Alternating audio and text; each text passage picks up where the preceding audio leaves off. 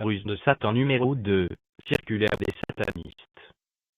Bien-aimés dans le Seigneur, nous avons trouvé nécessaire de partager avec vous cette circulaire des satanistes, que nous avons obtenue lors d'un de nos passages en Afrique centrale. Pour des raisons de conformité, nous avons choisi de publier le texte dans son intégralité. Nous vous prions donc de ne pas nous tenir responsables des fautes que vous y rencontrerez, qu'elles soient liées à la forme ou au fond. Extrait du combat spirituel, Satan tremble. Venant du roi suprême. Du royaume des ténèbres et des mensonges, BP 00000001, Enfer. O.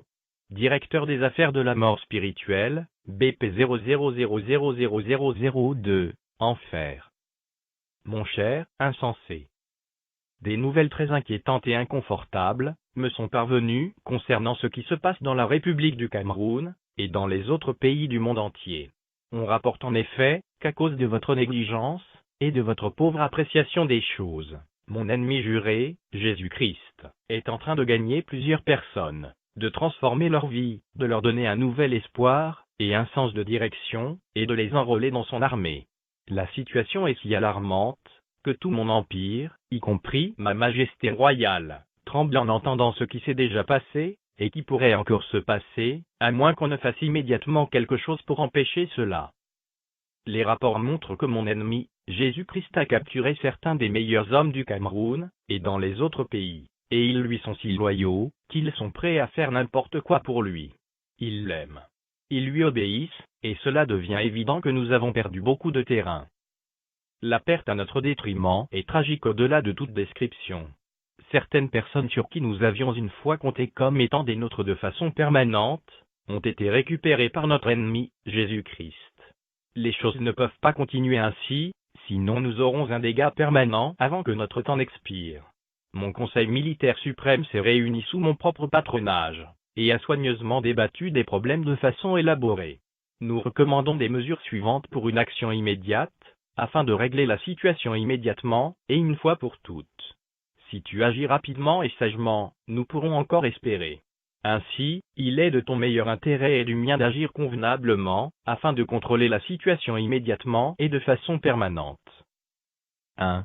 Pousse les chefs de toutes les religions et toutes les dénominations à penser que leurs positions sont si menacées par le message de la repentance envers Dieu et l'engagement total au Seigneur Jésus, qu'ils vont s'opposer avec amertume à ce message, et feront tout ce qui est possible pour l'arrêter. Fais tout ce qui relève de ta compétence, pour amener tous ces dirigeants, même ceux qui normalement ne s'entendent pas entre eux, à s'unir, dans le seul but d'attaquer ce message. Pousse les chefs dénominationnels à mentir au sujet des porteurs de ce message, à déformer leur message, et à mentir à leur sujet de façon si terrible, que personne ne voudra les écouter. Mais, fais attention. Ne permets pas que ces chefs religieux chassent complètement des différents systèmes les disciples de mon ennemi, car s'ils sont complètement rejetés, ils établiront des assemblées vivantes, suivant le modèle décrit dans le livre de poche de mon ennemi, la Bible. Si cela arrive, notre cause sera grandement freinée. Tu as une fois commis une telle erreur auparavant, et jusqu'à présent, nous subissons encore les conséquences de ta conduite insensée. Maintenant, il te faudrait permettre que ces chefs religieux amers puissent tolérer le message, et ses messagers, et les garder dans leur système. Pendant qu'ils sont dans de tels systèmes où j'ai plusieurs dirigeants capables, nous allons tuer le message, détruire la vision, et mettre la situation sous un strict contrôle. 2. Ton procédé le plus efficace sera d'amener chaque système religieux à établir une contrefaçon de ce que ces disciples de mon ennemi, Jésus-Christ, sont en train de faire. Comme les systèmes parlent aussi d'évangélisation, pourvu que cette évangélisation n'amène pas les gens à Jésus-Christ, mais qu'elle les conduise dans un système religieux, ou dans une sorte de club. Encourage aussi mes systèmes à organiser des réunions de prière, des études bibliques, etc. Mais rassure-toi qu'ils entreprennent de telles activités, sans qu'il y ait une véritable repentance, et un vrai engagement vis-à-vis de notre ennemi, Jésus-Christ. De telles prières n'iront pas à Dieu, mais viendront à moi, car tout ce qui est péché prend origine en moi, et se termine en moi, et je saurai comment répondre à ces prières.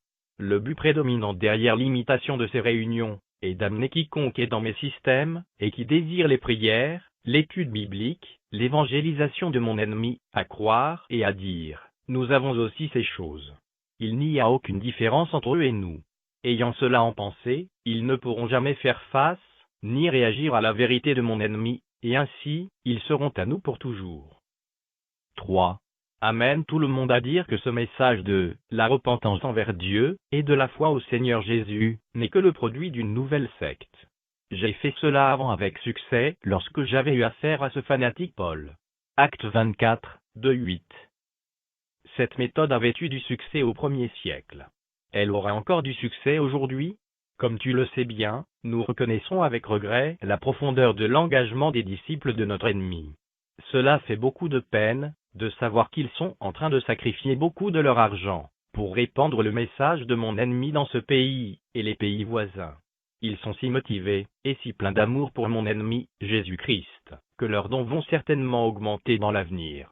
Il n'y a rien que nous puissions faire pour les empêcher de donner. Cependant, je suggère une chose.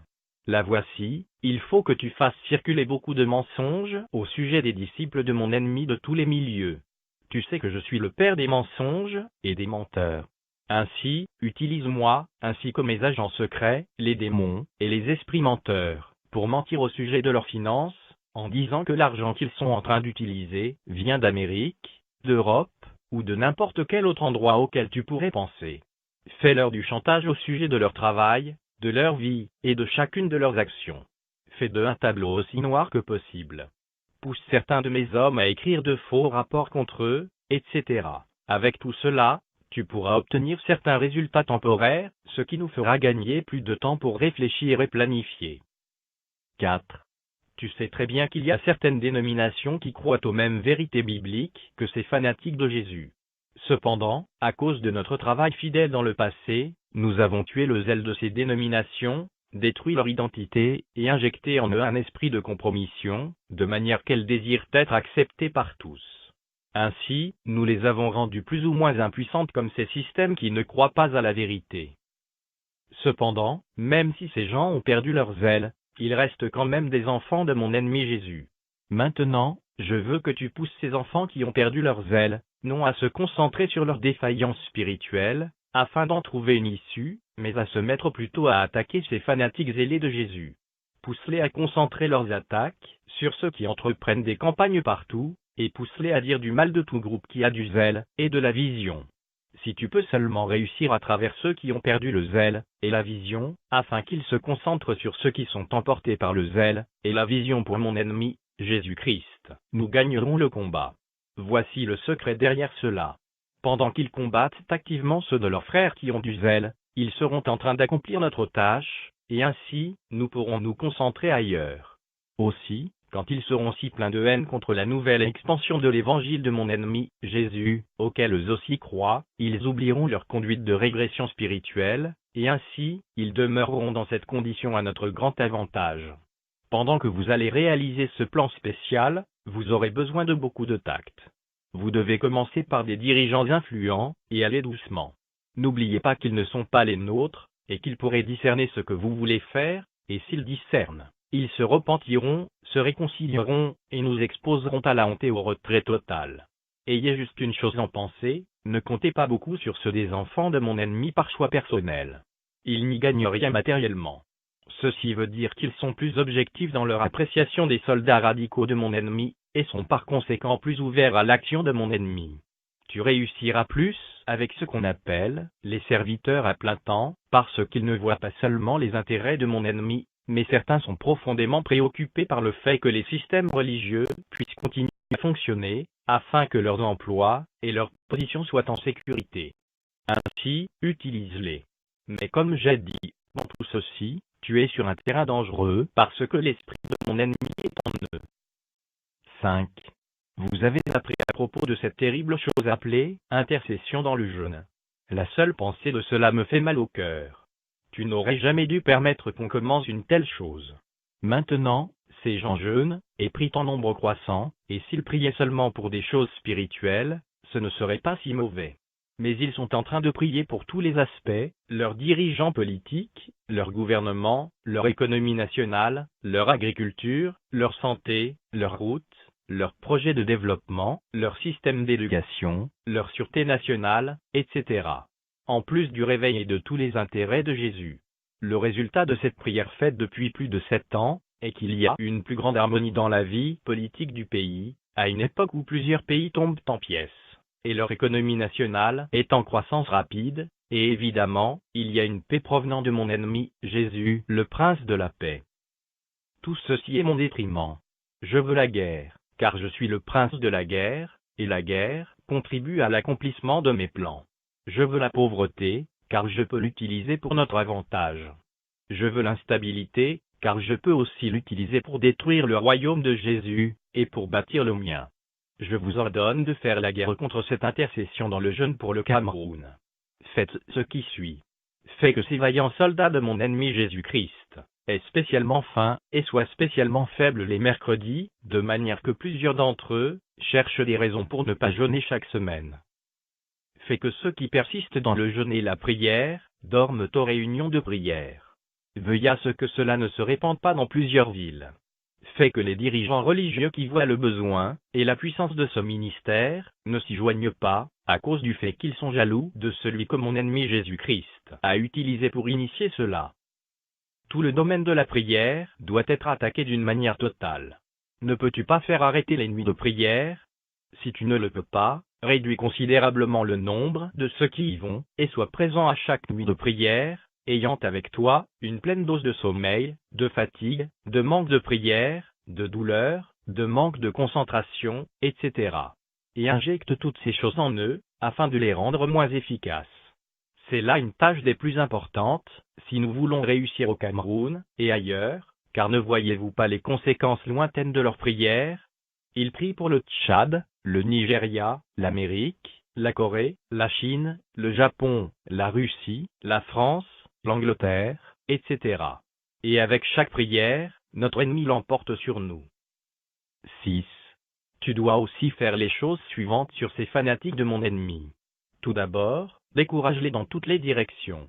Attaque leurs affaires, leurs études, leurs emplois, leurs familles, leur corps, etc. Envoie des millions de démons à leurs trousses. Ne les laisse pas savoir que j'ai été conquis, et qu'avec l'autorité de Jésus-Christ, ils peuvent me pousser moi, le roi de l'enfer, et toi mon fidèle serviteur, ainsi que toute notre armée bien entraînée, et bien formée au désespoir. Tu dois leur cacher ce fait. Donne-leur une fausse impression de ma grandeur, et présente-leur un tableau d'un Jésus en échec. Fais-leur croire qu'ils sont dans la défaite, et non comme des rois régnant avec Jésus, et combattant à partir de la victoire.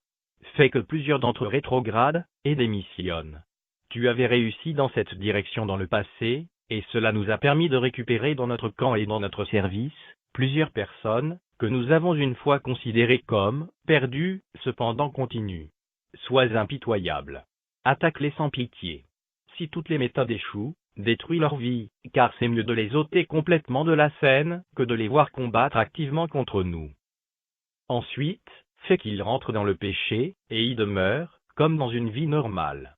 Ne crois pas que tu réussiras avec les péchés grossiers, comme l'adultère, la fornication, le vol, la corruption, etc.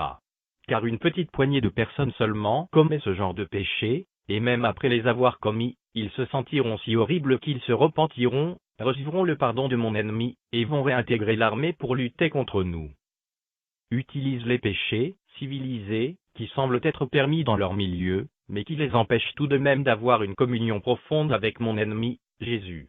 De tels péchés incluent la jalousie, l'orgueil, la colère, l'égoïsme, le mensonge, les exagérations, les pensées impures, la paresse, l'oisiveté, le manque de pardon, le manque de prière, l'indiscipline, la gloutonnerie, le manque d'amour, etc. Vois-tu, nous voulons les détruire. Nous savons que les gros péchés ne font pas l'affaire. Ces petits réussiront. Ils ne sont pas si convaincus de pécher lorsqu'ils commettent ces petits péchés, et par conséquent, ils ne se repentiront pas, mais ces péchés causent la ruine. Cela arrive spécialement à ceux qui sont zélés, car très souvent ils ne voient pas que l'orgueil est le péché qui a donné naissance à notre royaume, et qui les garde de façon permanente dans ce royaume. Enfin, attaque leur direction. Tu sais combien importante est une direction. Par exemple, sans ma direction, notre royaume serait à sa fin. On peut dire avec raison que le royaume c'est moi. Si je suis détruit, c'est fini.